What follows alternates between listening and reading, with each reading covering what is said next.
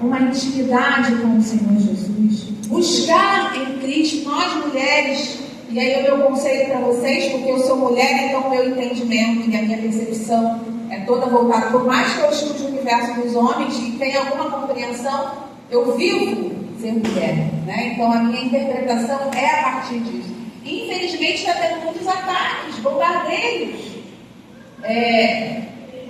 situações, pensamentos, mentalidade para atacar a mulher naquilo que o Senhor preparou ela.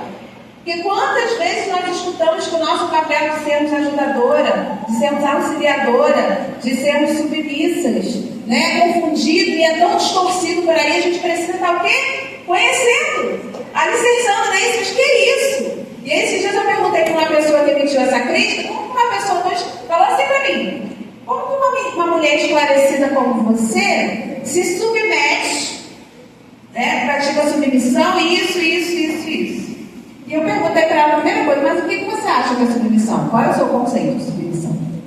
E aí ela me trouxe um conceito completamente distorcido. Eu falei assim, não, submissão não é isso. Submissão é entender a missão e estar ali do lado, estar sujeita àquela missão. Eu entendi a missão do meu esposo. Então a gente já falou aqui de duas coisas. A gente falou de planejamento, a gente está falando aqui de profundidade, né? De ter um olhar para os detalhes, porque, queridas e queridos, eu fiz uma palestra esses dias para casais e eu estava buscando alguns dados. Pasmem, o que mais separa as famílias, filhos de pais, esposas e esposos, não são traições físicas. A traição física, né, no caso a traição, o adultério, ele está em terceiro lugar. O primeiro lugar ainda é aquela coisa que os nossos avós já falavam: falha na comunicação. Comunicação não assertiva. Sabe aquela conversa de surdo e mudo? Eu falo e a pessoa entende outra coisa, e aí a outra pessoa já está falando de outra coisa. Às vezes eu vou acompanhar casais e eu vejo muito isso. Mas é isso, e no final eu falo assim, tá, mas a gente não está falando da mesma coisa. Você está falando de uma coisa? E quando a gente percebe, faz a análise daquilo que levou ali, a gente percebe que todo mundo tem razão. Porque não falou de coisas diferentes. Ninguém está errado. Né? Então, essa questão daquilo que as pessoas não dão muita importância tem sido assim algo que eu usava muito, que é a falha na comunicação. Eu preciso me esforçar para fazer a minha parte. Eu comecei falando aqui que é primeiro em nós, não é isso? Então, olha a diferença quando eu chego no pastor Vanderlei e falo assim: poxa, pastor Vanderlei, o senhor é isso, o senhor é ultrapassado, o senhor poderia fazer dessa forma, E olha a diferença, eu vou falar a mesma coisa. Poxa, pastor Vanderlei, eu me sinto tão bem quando o ambiente está assim. Será que a gente conseguiria fazer dessa forma? Porque eu não estou falando dele, eu não estou atacando ele. Porque a partir do momento que eu ataco alguém, o nosso cônjuge, a pessoa, o nosso filho, enfim, o que acontece? Essa pessoa já não vai te escutar, ela está se preparando para se defender. Mas quando eu falo de como eu me sinto, e quantas vezes nós fazemos isso com aquelas pessoas às vezes mais vulneráveis, que são os nossos filhos? E não importa a idade, porque apesar da maturidade, eu estava olhando aqui essa família linda, três meninas em idades diferentes, maturidades diferentes. Podem ser falados assuntos parecidos, de acordo com a maturidade de cada um ali. E quantas vezes nós não pedimos e não buscamos, porque isso é aprendido. Eu cresci num lar, queridos, eu falo, já dei meu testemunho aqui, eu cresci num lar conturbado pela constante separação dos meus pais. Minha mãe batia no meu pai batia na minha mãe, era uma coisa terrível. Minha mãe nordestina, como vocês imaginem. Ela não levava desaforo para casa. E o meu pai também falava isso para 3 filhos. Eu era filha do meio, uma menina, era filho de terror. E veio pra cá. E eles só falavam gritando. E sabe o que eu aprendi na casa adulta? Que para eu ser ouvida, eu tinha que gritar. Inclusive foi um comportamento que eu demorei, foi um dos últimos comportamentos que eu demorei a me livrar em família. Porque inicialmente, quando eu queria algo assim que não estava saindo numa velocidade que eu queria, da forma que eu queria, a primeira coisa que eu fazia era gritar. Porque eu aprendi que para eu ser ouvida eu precisava gritar. Falar alto. Eu falo alto, porque eu sou deficiente auditiva, eu não escuto o ouvido direito, então eu faço acompanhamento com fone, então de vez em quando eu sigo mais. Eu até falo para os meus amigos: dá uma cutucada para eu ver que eu estou gritando, viu? Mas Deus é tremendo, né? Ele pega uma pessoa surda e coloca para ouvir dentro de um consultório. Oh, olha isso. Deus, Só Deus faz isso, aleluia. né? Pode aplaudir o Senhor. Glória a Deus. É Deus. Por isso, não se sinta improvável. Porque aquilo que você acha que é defeito, que é fraqueza, Deus vai usar. Glória a Jesus. Mas, enfim, não sei porque eu falei isso, mas eu tenho certeza que alguém precisava ouvir isso, né? Porque muitas vezes a gente acaba focando naquilo que a gente não tem. Mas o que eu quero dizer com isso é que com o tempo eu fui aprendendo com o Senhor Jesus, observando os ensinamentos de Cristo, e até mesmo fazendo depois uma análise do perfil psicológico de Cristo enquanto homem, de que eu não precisava gritar para ser ouvido.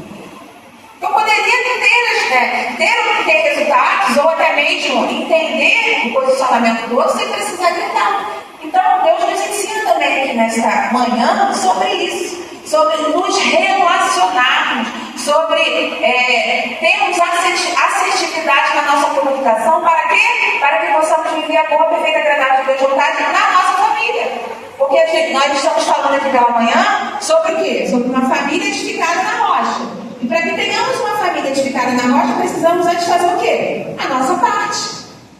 E às vezes a gente acha que a nossa parte são coisas, grandes feitos, são grandes coisas. Esses dias eu escutei alguém falar assim: ah, você deve ser uma boa mãe para os seus filhos porque você é psicóloga. Eu falei: não, eu tento cada dia ser uma boa mãe, primeiro porque eu sou serva de Deus, mas segundo porque se eu for mãe já está bom pra caramba, já está ótimo.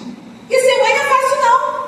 E dos filhos, você pode ser o que for, dos filhos você só consegue ser mãe e pai. E você sendo mãe e pai já é bastante coisa, já é muita coisa. Então, às vezes nós achamos que são os grandes feitos, eu preciso fazer um curso disso, um curso daquilo, me aperfeiçoar. Não que você não possa fazer e que não seja bom, sim, é bom. Mas às vezes nós fazemos isso. Lá em 1 Coríntios 3:11, diz assim: ninguém pode lançar outro fundamento além do que já está posto, o qual é Jesus Cristo.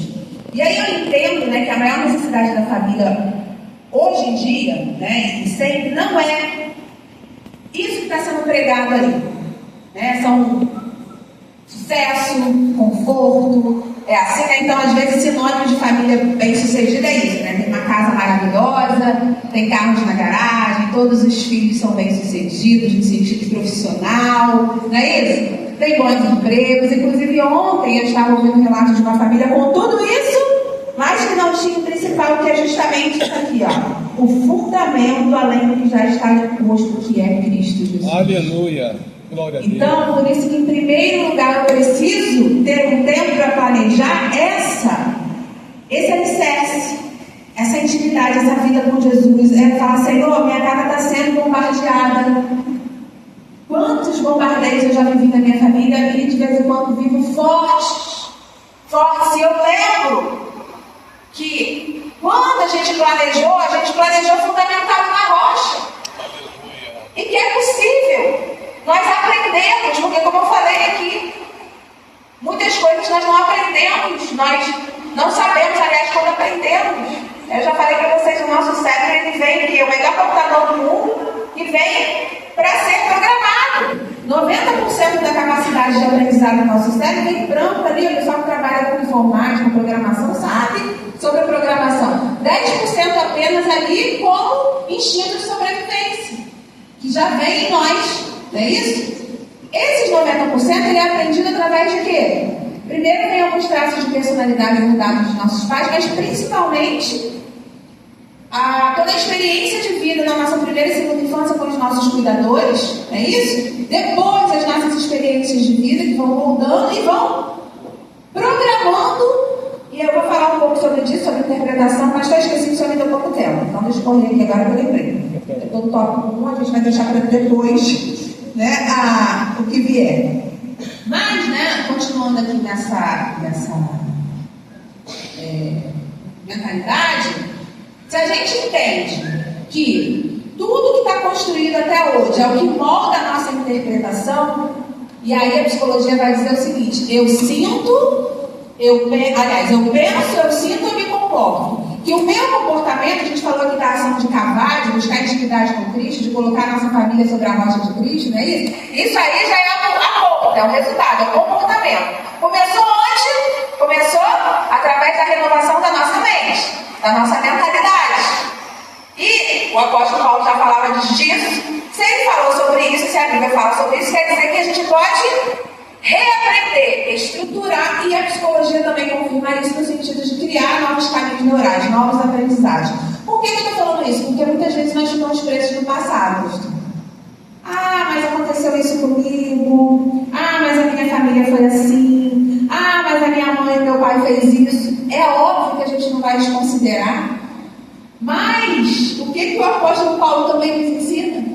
Esquecendo-me das coisas que para trás ficam, prossigo para quê? Para as que estão diante de mim.